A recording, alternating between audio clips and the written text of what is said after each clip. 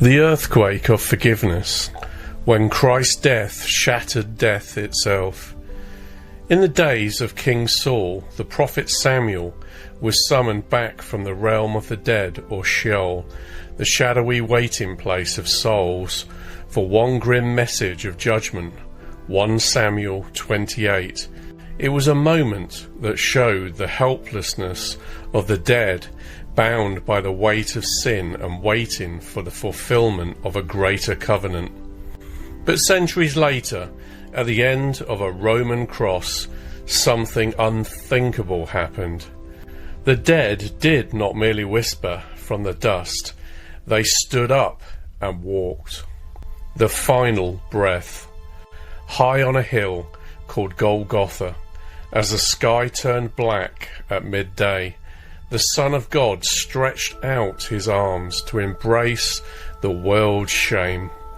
The one who had formed the stars now gasped for breath beneath them. The Holy One of heaven bore the crushing curse of sin, every trespass, every law broken, every heart defiled upon himself. Matthew 27:45. From the 6th hour to the 9th hour, darkness fell over all the land. The earth groaned beneath his weight. The heavens turned their face away. All creation held its breath. And then the cry that split eternity. It is finished. The price was paid. In that moment, Christ nailed the written law to the cross. Every accusation against humanity was cancelled. Every curse of the law was broken. Every chain forged by sin was shattered. Colossians 2:14. Having wiped out the handwriting of requirements that was against us, he has taken it out of the way, having nailed it to the cross. The veil in the temple, that massive thick barrier between God's presence and sinful man, was violently ripped apart from top to bottom, not by human hands, not from earth reaching up, but by heaven reaching down.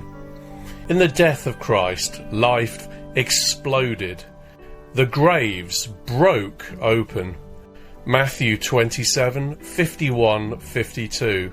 Then behold, the veil of the temple was torn in two, from top to bottom, and the earth quaked, and the rocks were split, and the graves were opened. The very earth convulsed as if vomiting up the dead. Gravestones shattered like brittle glass. Dust-strewn skeletons, long forgotten by men, felt the surge of divine life pulse through brittle bones. At that exact moment when Jesus surrendered his spirit, death itself surrendered its prisoners. Some of the saints, the righteous souls who had died in hope, stood resurrected in the graveyards of Jerusalem, not as grotesque corpses, not as horror-stricken zombies, but as glorified bodies, radiant with the life that death could no longer touch, and started walking towards Jerusalem.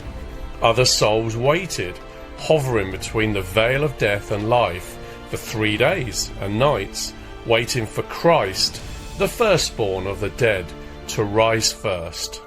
When he arose, the righteous souls and resurrected saints were caught up with Christ into paradise. Forgiveness brings life. What caused the graves to open? What force could tear a hole through death itself? Forgiveness. Luke 23:34. While still breathing upon the cross, Jesus prays, "Father, forgive them, for they know not what they do." Forgiveness is not weak. Forgiveness is the earthquake that split the grave. Forgiveness is the power that burst the bonds of death. When Christ forgave, the dam broke, The prison doors were kicked open. Sin lost its power, and death lost its sting. Forgiveness brings resurrection. If Christ has forgiven you, do not dare chain yourself to your past any longer. Forgive others.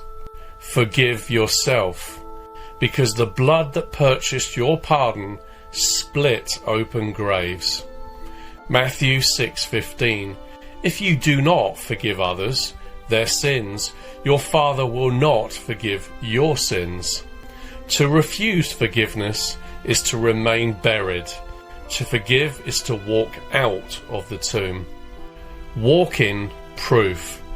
On the third day, when Christ rose, the graves gave up their guests. The saints, clothed in resurrection glory, walked into Jerusalem, the holy city. Imagine it. Loved ones thought long lost, seen again, radiant with the life of heaven. Ancient patriarchs walk it the streets as living witnesses of the resurrection. Prophets returned, living testimony of the power of God.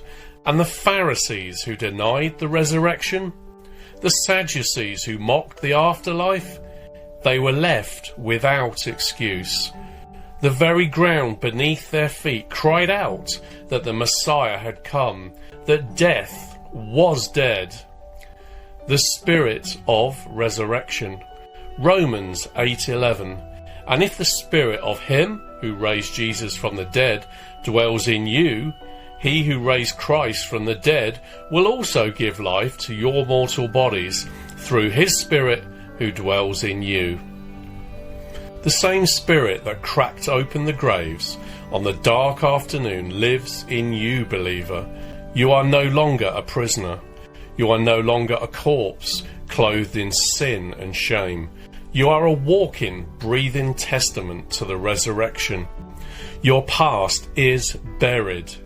Your old sins are buried. Your old self is buried. And Christ is alive in you. The Triumph March.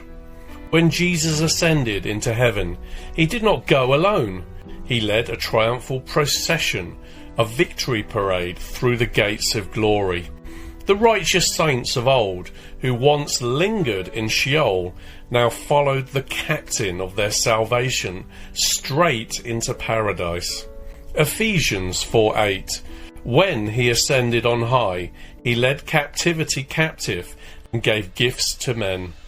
The cemeteries of Jerusalem were emptied of their hope. The prisons of the grave were left abandoned. The King had come. The King had conquered. Now it is your turn.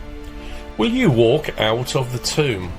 Will you lay down the chains of unforgiveness, guilt and shame? The cross split history in two. The resurrection split the grave wide open. Walk in the life of Christ purchased for you. Walk in the power of forgiveness. Walk as a living proof of the unstoppable resurrection. Because death is dead and Jesus Christ is alive forevermore.